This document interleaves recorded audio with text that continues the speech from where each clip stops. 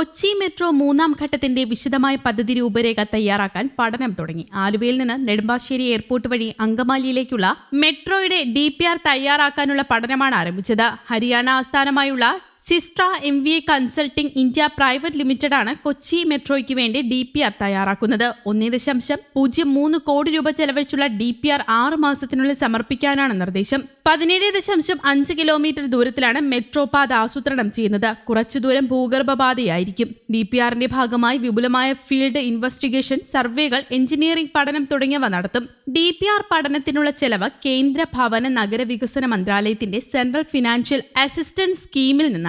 Metro മൂന്നാം ഘട്ട വികസനത്തിന്റെ DPR പഠനത്തിന് കേന്ദ്ര സംസ്ഥാന സർക്കാരുകളുടെ അനുമതി ലഭിച്ചതായി KMRL managing director Loknath Behera അറിയിച്ചു.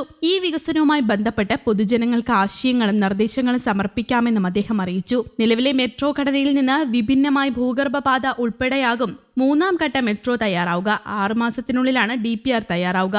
കൊച്ചി മെട്രോ കാക്കനാട് വഴി പോകുന്ന രണ്ടാം ഘട്ട നിർമ്മാണ പ്രവർത്തനങ്ങൾ പുരോഗമിക്കുന്നതിനിടെയാണ് മൂന്നാം ഘട്ടത്തിന്റെ DPRനുള്ള പ്രവർത്തനങ്ങളും ആരംഭിച്ചത്. കൊച്ചി മെട്രോ സർവീസിന് പച്ചക്കൊടി ലഭിച്ചപ്പോൾ തന്നെ പാത അങ്കമാലി വരെ ദീർഘിപ്പിക്കണമെന്നും കൊച്ചിൻ ഇന്റർനാഷണൽ എയർപോർട്ടുമായി മെട്രോ കണക്ടിവിറ്റി വേണമെന്നും ആവശ്യമുയർന്നിരുന്നു. ദീർഘകാലമായുള്ള ഈ ആവശ്യത്തിന്റെ പ്രാരംഭ പ്രവർത്തനങ്ങൾക്കാണ് ഇപ്പോൾ തുടക്കം കുറിച്ചിരിക്കുന്നതെന്ന് Kochi metro rail limited managing director Loknath Behera അറിയിച്ചു. കൊച്ചി മെട്രോയുടെ ഒന്നാം ഘട്ടം 2017 ജൂൺ 17 പ്രധാനമന്ത്രി നരേന്ദ്രമോദിയാണ് ഉദ്ഘാടനം ചെയ്തത്. പാലാരിവട്ടത്ത് നിന്ന് പേട്ടയിലേക്കുള്ള വിപുലീകരണം 2020 സെപ്റ്റംബർ 7 മുഖ്യമന്ത്രി പിണറായി വിജയൻ ഉദ്ഘാടനം ചെയ്തു. പേട്ടയിൽ നിന്ന് SN ജംഗ്ഷൻ വരെയുള്ള റൂട്ട് 2022 സെപ്റ്റംബർ 1 തൃപ്പൂണിത്തുറ ടെർമിനൽ വരെ 2024 മാർച്ച് 6 നീട്ടി.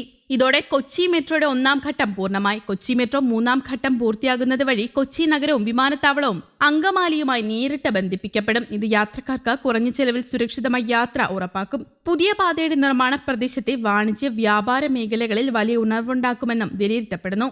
കൊച്ചി വാട്ടർ മെട്രോയുമായുള്ള സംയോജനം. കൊച്ചി മെട്രോയെ കരയിലൂടെയുള്ള യാത്രയിൽ മാത്രം ഒതുക്കാതെ ജലഗതാഗതവുമായി സംയോജിപ്പിക്കുന്ന പദ്ധതിയാണ് കൊച്ചി വാട്ടർ മെട്രോ. ഇന്ത്യയിലെ ഇത്തരത്തിലുള്ള ആദ്യ സംരംഭമാണിത്. 2023 ഏപ്രിൽ 25 പ്രധാനമന്ത്രി നരേന്ദ്രമോദിയാണ് വാട്ടർ മെട്രോ ഉദ്ഘാടനം ചെയ്തത്.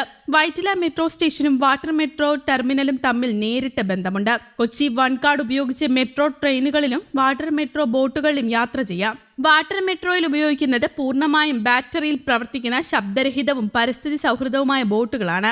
ഈ രണ്ട് പദ്ധതികളും തമ്മിലുള്ള സംയോജനം കൊച്ചിയിലെ പൊതുഗതാഗത സംവിധാനത്തെ കൂടുതൽ കാര്യക്ഷമവും സമഗ്രവുമാക്കുന്നു. പുതിയ പാതയ്ക്ക് 17.5 കിലോമീറ്റർ, ആലുവയിൽ നിന്ന് നെടുമ്പാശ്ശേരി എയർപോർട്ട് വഴി അങ്കമാലിയിലേക്ക് വ്യാപിപ്പിക്കുന്ന പാതയ്ക്ക് 17.5 കിലോമീറ്റർ ദൂരമുണ്ട്. എലിവേറ്റഡ് പാതയും ഭൂഗർഭപാതയും ചേർന്നതാണിത്. DPR പഠനത്തിനുള്ള ചെലവ് കേന്ദ്ര ഭവന നഗരവികസന മന്ത്രാലയത്തിന്റെ സെൻട്രൽ ഫിനാൻഷ്യൽ അസിസ്റ്റൻസ് സ്കീമിൽ നിന്നാണ് നിർവഹിക്കുന്നത്. News desk, Kerala Kaumudi.